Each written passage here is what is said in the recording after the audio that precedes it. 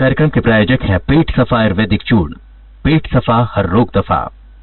रूप मंत्र Ayurvedic face cream, ये कोई कॉस्मेटिक नहीं, आयुर्वेदिक औषधि है।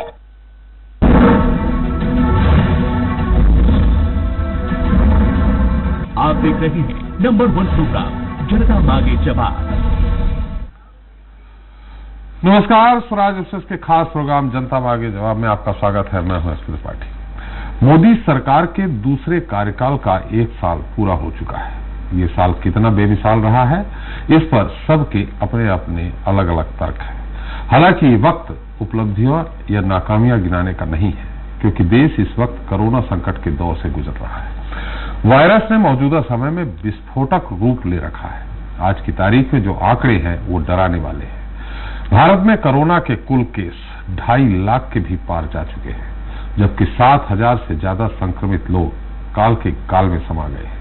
अब ऐसे में वक्त में बात अगर कोरोना पर काबू पाने की हो तो समझ में आता है, लेकिन इसके इतर दलीय सियासत अगर जोर पकड़ने लगे तो ये चिंता वाली बात है। बहरहाल इस वक्त कोरोना को किनारे कर सियासी जोर आजमाइश में, तो ऐसे में इस पर बात करनी ही पड़ेगी। मोदी सरकार 2.0 का हाल ही में 1 साल पूरा हुआ है। वहीं ये पार्टी अपनी 1 साल की उपलब्धियों को गिनाने में जुट गई है।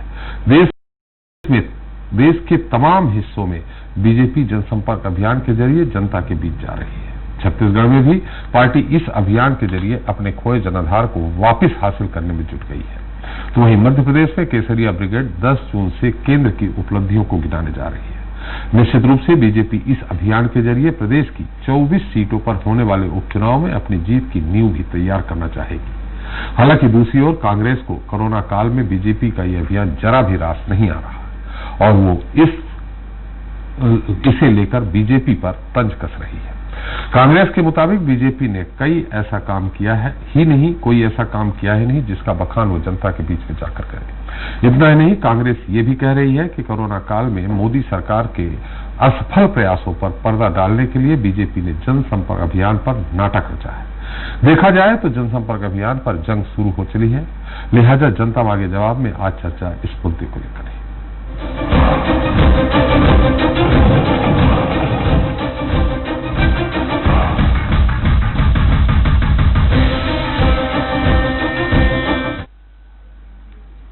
तो मोदी सरकार 2.0 का 1 साल पूरा होने पर बीजेपी ने देश भर में जनसंपर्क अभियान शुरू कर दिया है। हालांकि मध्य प्रदेश समेत कुछ राज्यों में इसकी शुरुआत अभी नहीं हुई है, लेकिन 1-2 दिन में बीजेपी अपना अभियान शुरू कर देगी। इस अभियान से तमाम भाजपाई सक्रिय हो गए हैं, खासकर उन प्रदेशों में जहां बीजेपी सत्ता में नहीं है। ऐसे में सवाल ये उठता है कि जहां बीजेपी सत्ता में नहीं है, मुख्य रूप से छत्तीसगढ़ में, क्या यहां बीजेपी अपने खोए जनाधार को जनसंपर्क अभियान से फिर हासिल कर पाएगी? क्या मध्य प्रदेश में यह अभियान बीजेपी को मजबूती दिलाते हुए उपचुनाव में जीत दिला पाएगा? और सबसे अहम सवाल ये है कि बीजेपी के इस अभियान से कोरोना काल में जनता का कितना भला होगा? इन सवालों का जवाब जानने आइए पहले देखते हैं एक रिपोर्ट।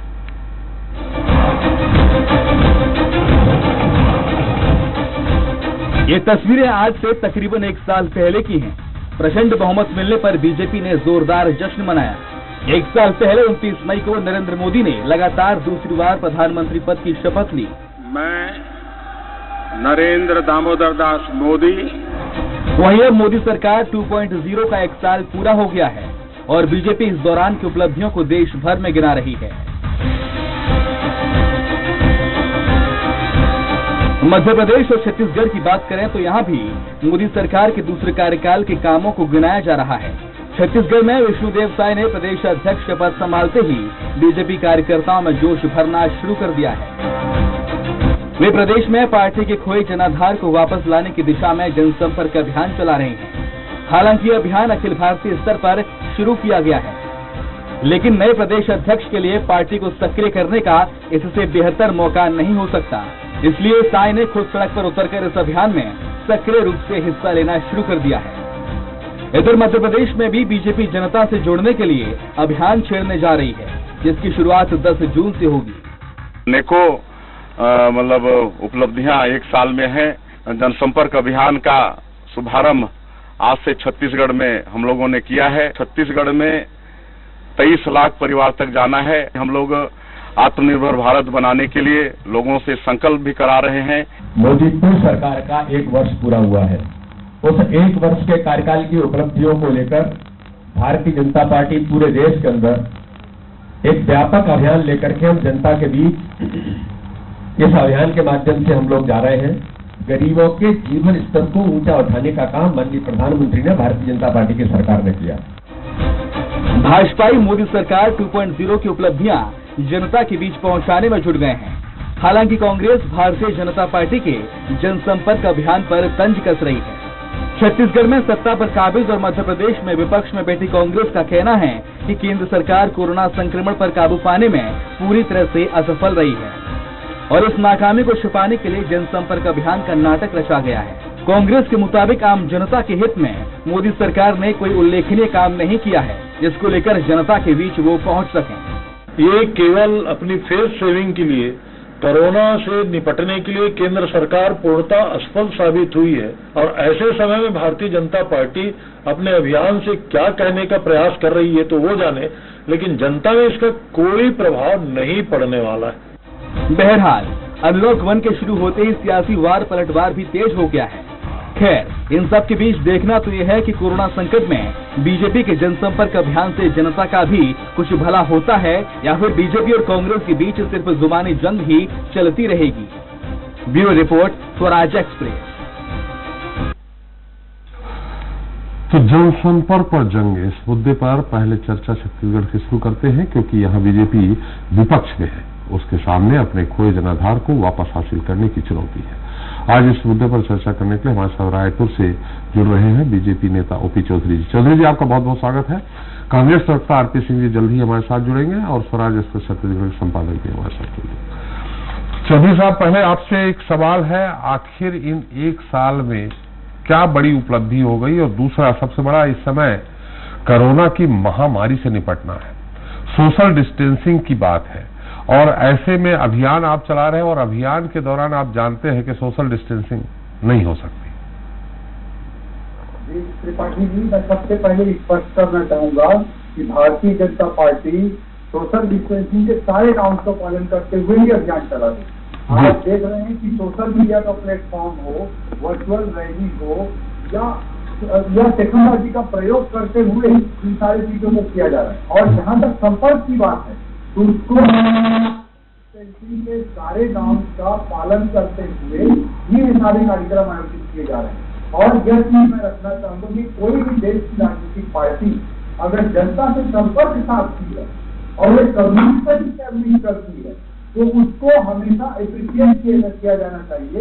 ये कांग्रेस से बिना संपर्क के रहने वाली पार्टी नहीं है। ये 365 दिन 24 घंटे काम करने वाली पार्टी है और हमेशा इस बात में विश्वास रखती है कि जनता जनार्दन के साथ सदैव संपर्क स्थापित रहना चाहिए। मोदी जी कोरोना के समय से देश का प्रधानमंत्री से लेकर भारतीय जनता पार्टी के बूथ तक कार्यकर्ता तक पूरी तरह से संपर्क में जनता से एक कम्युनिकेशन स्टैब्लिश करने को बिलीव करती है और इसीलिए इस तरह के कार्यक्रम आयोजित किए जा रहे हैं। इसमें सारे नॉर्म्स का पालन किया जा रहा है। और रहा सवाल उपलब्धियों का, तो आप सभी जानते हैं कि मोदी जी की सरकार निर्णय लेने वाली सरकार है। पहले के यूपीए सरकार वाली पॉलिसी पैरालिसिस से ग्रसित सरकार नहीं है। इसने 50 साल तक जो लटके हुए निर्णय थे, चाहे 370 का मुद्दा हो, चाहे ट्रिपल तलाक का मुद्दा हो, चाहे नागरिकता संशोधन का विषय हो, इस तरह के ऐतिहासिक निर्णय जो भारत देश के विकास के लिए कैंसर बने हुए थे, जिसको कांग्रेस अपने राजनीति के कारण, तुष्टीकरण की राजनीति के कारण निर्णय नहीं लेती थी, उस तरह के निर्णय लिए हैं। और इसके अलावा गरीबों के लिए चाहे सिलेंडर की योजना हो, आवास की योजना हो, उन सबको भी आगे बढ़ाई है। और इसके अभी जो तात्कालिक समस्या कोरोना की आई है, कोरोना में मोदी जी ने जिस तरह से डटकर सामने आकर कोरोना का सामना किया है, उसके लिए किसी और के हमको सर्टिफिकेट की जरूरत नहीं है। हमारे देश की हर जनता देख रही है कि जो बेस्ट पॉसिबल था वो सब चीज मोदी जी कर रहे हैं। और WHO, वर्ल्ड हेल्थ ऑर्गेनाइजेशन भी इसकी भारत के प्रयासों की सबसे अधिक सराहना भी की है। चौधरी जी, WHO ने ही कहा है कि 2.5 करोड़ तक पेशेंट जाएंगे भारत में। सराहना तो की है, लेकिन WHO का ही अनुमान है कि 2.5 करोड़ जाएंगे। इसमें कहां से सफलता है? महामारी से निपटने में कौन सी सफलता मिल गई? ये आप पूरे देश के दुनिया के सभी देशों का आप आकलन करिए, और जिस तरह का टाइम, जितना स्लो ग्रोथ पहले इंडिया में हुआ है, वो इसके लिए लॉकडाउन लागू किया गया कि हमको प्रिपरेशन के लिए टाइम मिल सके। और दुनिया में अमेरिका, यूरोप के जो विकसित देश हैं, जहां हेल्थ की इतनी सुविधा है, वहां के मौत के आंकड़े आप देखेंगे तो प्रति लाख पॉपुलेशन 4.5 पूरे दुनिया का एवरेज है, और भारत में 0.3% पे है। रिकवरी रेट भारत में सबसे अधिक है। भारत में हेल्थ इंफ्रास्ट्रक्चर बिल्कुल नहीं था, उसको आज एक नए पायदान तक पहुंचाया गया है। कुछ प्रयास किया है, अब राज्य सरकारों को इस फेज में तैयार होना था, जिसके लिए अब जैसे छत्तीसगढ़ में देखिए कि ये तो जय वीरू की लड़ाई में फंसा हुआ है कोरोना का युद्ध, उसके कारण रिकवरी रेट आपने बताया, प्रिपेयर नहीं हो रहे हैं। चौधरी जी, रिकवरी रेट आपने बताया, इसमें शासन प्रशासन रिकवरी रेट में क्या कर रहा है? अरे यहाँ पे प्रतिरोधक क्षमता लोगों की ठीक है, इस कारण जब वैक्सीन ही नहीं बनी है तो रिकवरी रेट का आप कहां से बता रहे हैं कि मोदी सरकार सफल रही है? रिकवरी रेट में मोदी सरकार ने क्या किया है? देखिए, सबसे पहले सही समय पे लॉकडाउन लागू किया गया। अमेरिका जैसे देश भी सही समय पे लॉकडाउन करने में चूके, और भारत में जहां हेल्थ इंफ्रास्ट्रक्चर नहीं है उसमें समय मिल पाया है, और जो अच्छे लीडरशिप करने वाले राज्य हैं, जो अच्छा कर पा रहे हैं, उनको समय मिल पाया और काफी कुछ कर पाए हैं। और इसके अलावा जो टेस्टिंग फैसिलिटी है, पीपीई किट का निर्माण है, N95 मास्क का निर्माण है, ये सब काम भारत में बिल्कुल नहीं होता था। उस समय अगर ये ब्लास्ट हो गया होता, संख्या बढ़ गई होती, तो बिल्कुल भी हम उसका सामना करने की स्थिति में नहीं होते।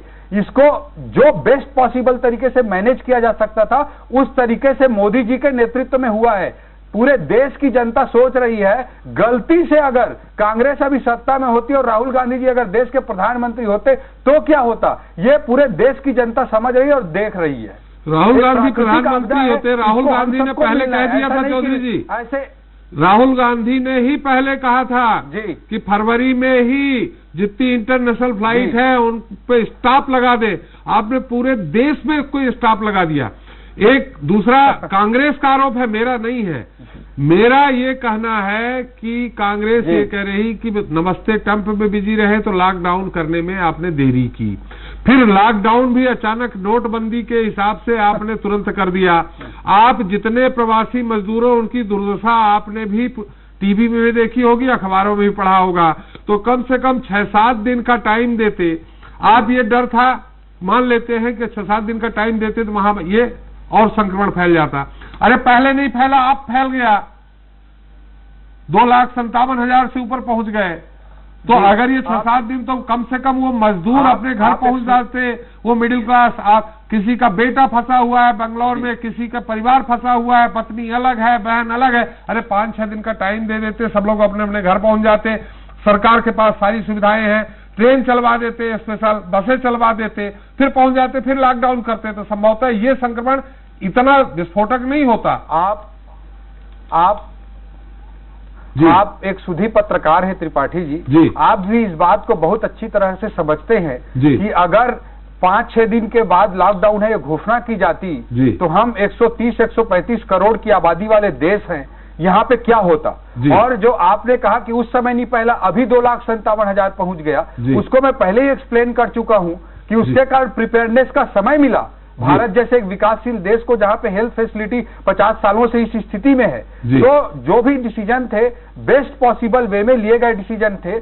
और प्राकृतिक आपदा है, इसका सामना कोई एक व्यक्ति आकर एक जादू की तरह नहीं कर सकता। इसका सामना हमारी मीडिया को, हम सब लोगों को और विपक्ष को, सबको सामने आकर करना होगा, तब इसका सामना किया जा सकता है। ये जो प्रिपेयरनेस का टाइम मिला था, उसमें राजनीतिक लड़ाई जय वीरू लड़ते रहेंगे तो कहां से अच्छा होगा। उस चीज को अगर ये ठीक किए रहते तो आज छत्तीसगढ़ और बहुत अच्छी स्थिति में होता। बिल्कुल उससे सही कहा। अपन बात सब्जेक्ट दूसरी है, उपलब्धियों गिनाने की है। कोरोना का तो ठीक है, बहुत अच्छा किया है उन्होंने, लेकिन हमारे साथ अब हम जो करें, आरपी सिंह जी साथ में है। आरपी सिंह जी, बहुत बहुत स्वागत है। आप अंधेरे में बैठे थे, अभी उजाले में आ गए। जी स्वागत है। उजाले में आ गए हैं, आपकी सरकार है, उजाले में रहा करिए, अंधेरे में क्यों चले जाते हैं आप? अभी चौधरी साहब बोल रहे थे कि जो सारी उपलब्धियां हैं, उन्होंने 3 तलाक का मुद्दा भी उठाया, सवांग नागरिक संहिता का भी मामला उठाया।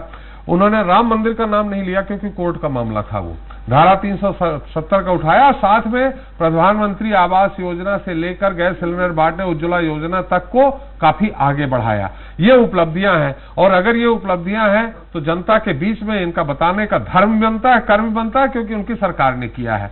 इसमें आपका क्या कहना है? देखिए त्रिपाठी साहब, मैं बहुत देर से उनको सुन रहा था। जी, अच्छा सुन रहे थे आप? हाँ, कौन सा सिस्टम चलाने है लोग वाला? अरे चलिए, दिखाई दे रहा है? जी जी सिंह साहब, त्रिपाठी जी, अब अच्छा दिख रहा है, अब लग रहा है आपकी सरकार है। अभी तक लग रहा था अंधेरे में है सरकार। जी, आपने सुन लिया था? धन्यवाद। देखिए, मैं सारी बातों को सुन रहा था। जी जी जी, अब मैं सब बातों को सिलसिलेवार जवाब देना चाहता हूँ। जी, जब पिछली बार हम लोग बैठे थे, बातचीत कर रहे थे, उस समय भी मैंने कहा था कि इस देश के प्रधानमंत्री मोदी जी के पास विजन के नाम पर टेलीविजन है, शासन के नाम पर कुशासन है, और राशन के नाम पर भाषण है। जी, पहला मामला कोरोना का इस देश में आता है 30 जनवरी को। राहुल जी 12 फरवरी को ट्वीट करते हैं और सरकार को आगाह करते हैं कि आने वाले संभावित खतरे के लिए आप तैयार रहिए। ठीक 5 दिन बाद 17 फरवरी को मोदी जी ट्वीट करते हैं कि बिहार में लिट्टी चोखा खाया, बड़ा मजा आया। अरे आपको मजा आया, सजा तो हम भुगत रहे हैं साहब। और उसके बाद क्या होता है? 24 फरवरी को नमस्ते ट्रंप होता है, मामला और आगे बढ़ता है। 9 मार्च आता है। 9 मार्च को जिस देश के पहले कोरोना संक्रमित पीड़ित व्यक्ति की मौत हो जाती है, यह तारीख वही त्रिपाठी जी, जब एमपी के विधायक खरीदकर बेंगलोर के रिसॉर्ट में ले जाकर छुपा दिए जाते हैं। थोड़ा और आगे बढ़ते हैं। 13 मार्च को WHO कहता है यह पेंडेमिक है, महामारी है, पूरी दुनिया इससे सजग हो जाइए। आप कुछ नहीं करते हैं। आप 23 मार्च को मध्य प्रदेश में सरकार बनाते हैं और 24 मार्च को आकर कहते हैं 4 घंटे का समय, सब कुछ लॉकडाउन। हमसे लगा छोटा सा देश है बांग्लादेश, 7 दिन का समय दिया गया कि वहां के नागरिक 7 दिन में अपने अपनी जगहों पर पहुंच जाएं। इसके बाद वहां लॉकडाउन किया गया। आपके पास क्या था साहब? विजन तो है नहीं आपके पास। 24 मार्च को जब आपने लॉकडाउन किया था तब 519 पेशेंट थे इस देश में। आज 2,58,000 से ज्यादा हैं और कुल 215 देश जहां कोरोना फैला है वहां हम 6वें नंबर पर है। ये मोदी जी की देन है। जब 519 पेशेंट थे त्रिपाठी साहब, तब मोदी जी कोरोना से जंग लड़ रहे थे जी। और जब 2.5 लाख हो गए तो कहा आत्मनिर्भर बन जाइए। आपने सुना था अंतिम संदेश? उन्होंने कहा हमारे देश की संस्कृति महान है। अरे हमारे देश की संस्कृति महान है, इसमें आपका क्या योगदान है भाई, ये बता दीजिए। आप तो ये बताइए कि 6 साल से अधिक समय आपको हो गया प्रधानमंत्री बने, स्वास्थ्य सुविधा के नाम पर आपने क्या किया? क्या बेहतर नहीं होता कि जब 519 पेशेंट थे उसी समय 10 दिन का समय दे दिए होते? अरे 10 गुना पेशेंट बढ़ते, 50,000 लोग हो जाते, 2.5 लाख तो नहीं होते। आज क्या हुआ देखिए, हमने विरोध किया साहब ट्रेन मत चलाइए। ट्रेन आ रही है, कौन पेशेंट कहां से बैठा है, किसके घर से बैठा है, कहां जाएगा, आप क्या कर लेंगे, कितने लोग को क्वारंटाइन कर लेंगे? 2,44,000 लेबर्स को हमने क्वारंटाइन करके रखा है। 1,14,000 ठीक होकर अपने घर चले गए। 1,30,000 अभी भी सेंटर में है। हवाई जहाज से रोज लोग आ रहे हैं, कौन आ रहे हैं, कहां जा रहे हैं, कोई भी सरकार इसके लिए क्या करेगी? तो सब मिलाकर उन्होंने देश को क्या किया है कि भट्टी में झोंक दिया है। आत्मनिर्भर का मतलब छत्तीसगढ़ी में होता है तय जान तो और काम जाने, मतलब आप जानिए और आपका काम जाने। याद कीजिए, जब मोदी जी सत्ता बनी तो क्या कहते थे? इस देश को मित्रों सोने की चिड़िया बनना है। सिंह साहब में आगे तो क्या कहते थे? भारत को देश का भी शुक्र बना रहे हैं। सिंह साहब कहते आत्मनिर्भर बन जाओ। अरे तो आप किस काम का प्रधानमंत्री हैं? सिंह साहब आपने ही कहा ये शब्द कि कोई भी सरकार क्या करे इस महामारी में, चाहे मोदी जी होते, राहुल गांधी होते, कोई भी होते, कौन क्या कर सकता था इस महामारी में? आप थोड़ा सा ये बता दीजिए। मैं बताता हूं क्या कर सकते थे जी। त्रिपाठी जी, मैं बताता हूं क्या कर सकते थे जी। आप ये कर सकते थे कि चीन से लगा हुआ देश है ताइवान। जी जी, पूरी दुनिया में एग्जाम्पल दिया जाता है कि ताइवान ने कोरोना से किस प्रकार की लड़ाई लड़ी जी। देखिए जिस दिन ताइवान में पहला केस मिला, इंटरनेशनल सीमाएं सील कर दी गई। 500 से ऊपर केसेंट ही वहां बढ़ पाए और 90 से अधिक मौत नहीं हो पाई। आप क्या कर रहे थे? आप क्या कर रहे थे? एक सिंगर आती है लंदन से कोरोना लेके और आपके पूर्व मुख्यमंत्री उनके सांसद पुत्र पार्टी में शामिल हो जाते हैं। रात को वहां गाना बजाना चलता है, रात को कुछ और भी चलता होगा जी। तो आप कहां थे साहब? आपका विजन तो है नहीं। जब 30 जनवरी को पहला केस मिला तो आपने क्यों इंटरनेशनल साइट बंद नहीं की? इसका कोई जवाब आपके पास? कोई जवाब नहीं है। चलिए सिंह साहब, एक मिनट में आप देश की जनता को 10 दिन का समय देते, मजदूर अपने अपने घर पहुंच जाते, क्या इतना संकट होता? नहीं, आपके पास कुछ विजन है नहीं, टेलीविजन है, खाली भाषण देना है। संस्कृति महान है देश में, अरे देश महान था, है और रहेगा। संस्कृति महान थी, है और रहेगी। अरे चौधरी आप कब से महान हो गए और आपका योगदान क्या है? अरे सिंह साहब, बात यहाँ आज सब्जेक्ट है उपलब्धियां एक साल की। कोरोना तो महामारी है, लेकिन चौधरी साहब कुछ कहना का उनका उत्तर ले लेते हैं। बात की उपलब्धि है? एक मिनट सिंह साहब, इकोनॉमी मर गई, सिंह साहब एक मिनट, चौधरी जी से उत्तर ले ले। चौधरी साहब, कोरोना सब्जेक्ट नहीं है, लेकिन ये भी एक साल के उसमें आता है, मोदी जी के उसमें। आप क्या कहना चाह रहे हैं? थोड़ा सा एक बार फिर कोरोना से हट के जो उपलब्धियां हैं मोदी जी की, जो किया है, आप फरवरी के पहले की बता दीजिए। मई में उन्होंने सब तो वो बता दीजिए, तो मैं सिंह साहब से उत्तर ले लूं। जी त्रिपाठी जी, जी त्रिपाठी जी, जो आप जो विजन की बात कर रहे हैं, सिंह साहब बहुत अनुभवी व्यक्ति हैं, वो खुद समझते हैं, लेकिन क्या करें, पार्टीगत मजबूरियों में इनको बोलना पड़ता है है ना। बहुत अनुभवी व्यक्ति हैं, सब जानते हैं जी। लेकिन इनको भी पता है कि मोदी जी को कम से कम राहुल गांधी जी के पार्टी और राहुल गांधी से तो विजन सीखने की जरूरत नहीं है। उससे कई गुना अच्छा इस देश की जनता, इस देश का आम नागरिक, इस देश की मीडिया, इस देश का प्रधानमंत्री एक बेहतर विजन लेकर इस देश को आगे बढ़ा रहा है। और यहाँ पे जो लोग जय वीरू की लड़ाई लड़ रहे हैं और कोरोना के बीच में 28 में से 23 कलेक्टरों को बदल रहे हैं, यहाँ तबादला उद्योग चला रहे हैं, ये लोग सवाल उठा रहे हैं। वो जो एक प्राकृतिक महामारी में बेस्ट पॉसिबल किया जा सकता था केंद्र सरकार की ओर से, वो सब मोदी जी ने किया है। इस बात को पूरी दुनिया मान रही है। इसमें हमको कांग्रेस के और ये 28 में से 23 कलेक्टर बदलने वाली पार्टी से हमको सर्टिफिकेट की जरूरत नहीं है। WHO बोल रहा है, पूरी दुनिया बोल रही है। और रहा सवाल उपलब्धियों का, तो मैं आदरणीय सिंह साहब से पूछना चाहता हूं कि धारा 370 का कैंसर बना के रखा। इन्होंने 3 तलाक तक को अपने तुष्टीकरण की राजनीति के तहत महिलाओं को उससे मुक्त नहीं होने दिया। उन्होंने आज राम मंदिर जैसे विषय पर भी कोर्ट में बार बार जाके समय मांगते रहे, उसको लटकाते रहे तुष्टीकरण की राजनीति के तहत। ये सब जो भारत देश के लिए कैंसर बने हुए थे, उन सब से मोदी जी ने देश को मुक्ति दिलाई है। रहा सवाल इकोनॉमी का, तो जो आज विश्व की आर्थिक परिस्थितियां हैं, भारत देश की जो आर्थिक परिस्थितियां हैं, उसमें मोदी जी से बेहतर लीडरशिप इकोनॉमी के फ्रंट पर भी कोई व्यक्ति नहीं दे सकता। जीडीपी कहां पहुंच गई है चौधरी जी, ये बता दीजिए। चुनौती का सामना कर रहे हैं चौधरी जी, जीडीपी कहां पहुंच गई? जीडीपी निश्चित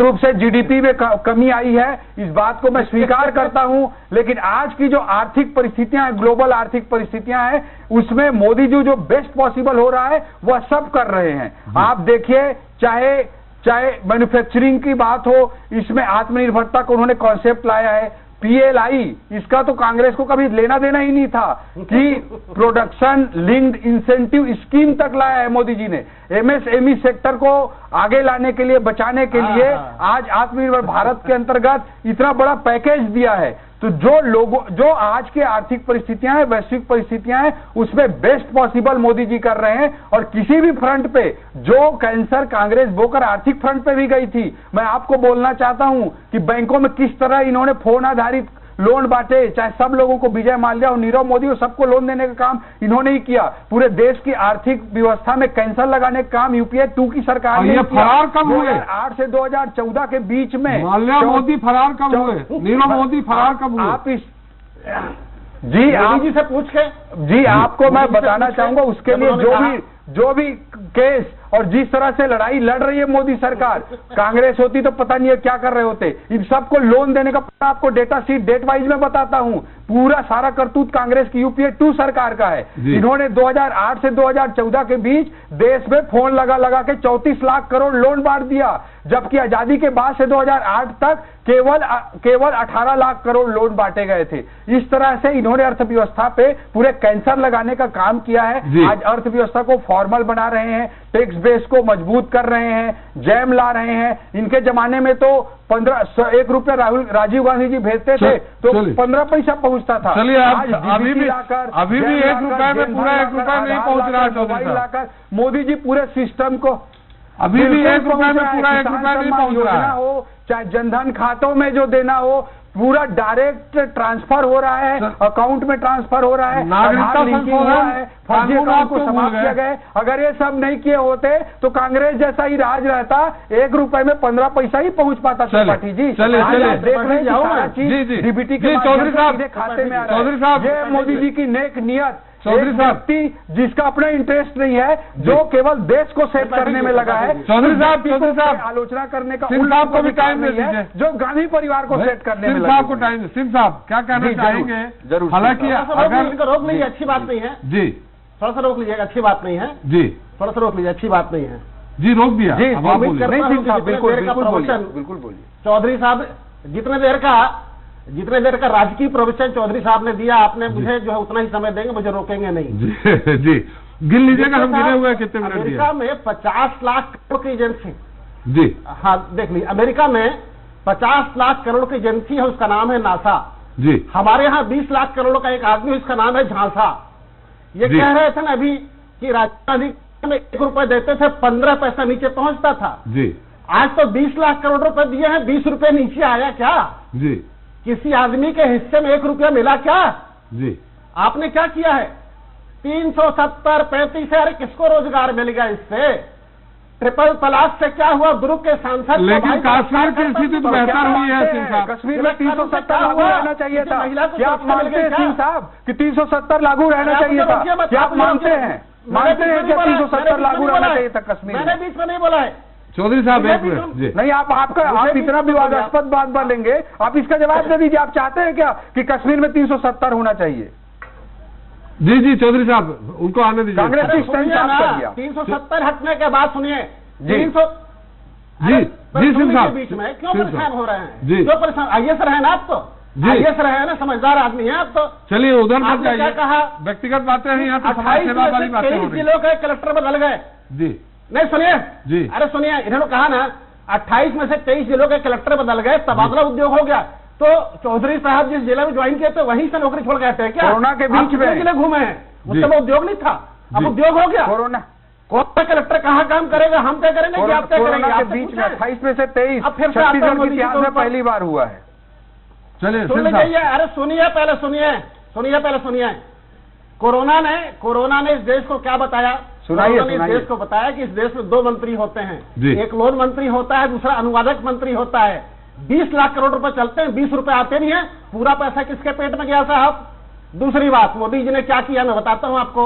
एक एजेंसी है, पढ़े लिखे आदमी चौधरी साहब जानते होंगे, CMIE, centre for monitoring Indian economy, वो कहती है कि 12 करोड़ से ज्यादा लोग यहाँ बेरोजगार हो गए। मूडीज कहता है कि इस साल GDP 0% जाने वाली है। मोदी जी आते हैं, कहते हैं कि 20 लाख करोड़ का पैकेट GDP का 10% के बराबर रहने वाला है। दुनिया का अर्थशास्त्री कहते हैं कि 1% के बराबर है। अरे ऐसा प्रधानमंत्री जो खुलेआम झूठ बोलता हो, अपने देश की जनता को धोखा देता हो, क्या नीति है? ना आपके पास नीति है, ना नियत है, ना विजन है, सिर्फ टेलीविजन है। देखिए आज देश गर्त में जा रहा है, मैं फिर बता रहा हूं। बेरोजगारी का क्या आलम है आप देख लीजिए, अर्थव्यवस्था का क्या आलम है आप देख लीजिए। किसानों से इतनी नफरत है इनको कि 53 रुपया धान बढ़ा है इस बार, 53 रुपीज।